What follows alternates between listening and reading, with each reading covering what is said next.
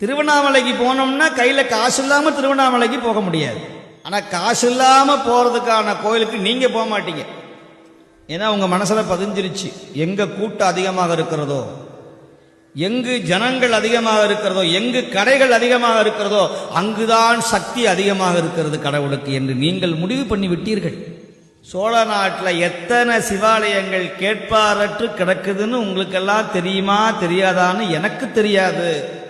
ஆனால் எனக்கு தெரியும், எத்தனையோ பாடல் பெற்ற தலங்கள், வெறும் ஆடு மாடுகள் மட்டுமே வழிபடக்கூடிய இடங்கள், ஜந்துக்கள் வழிபடக்கூடிய சிவாலயங்கள், முருகன் மட்டுமே அமைதியாக தன்னந்தனியாக நிற்கிற ஆலயங்கள் எத்தனையோ உண்டு, அம்பிகை முதற்கொண்டு. என்ன நீங்கெல்லாம் என்ன பண்றீங்கன்னா, அப்படி ஒரு கம்பியை கட்டி இப்படி போய் அப்படி வந்து அப்படி உள்ள பார்த்தா ஒரு திருப்தி, நேரா பார்த்துட்டோம்னா சக்தி இல்லை அந்த சுவாமி.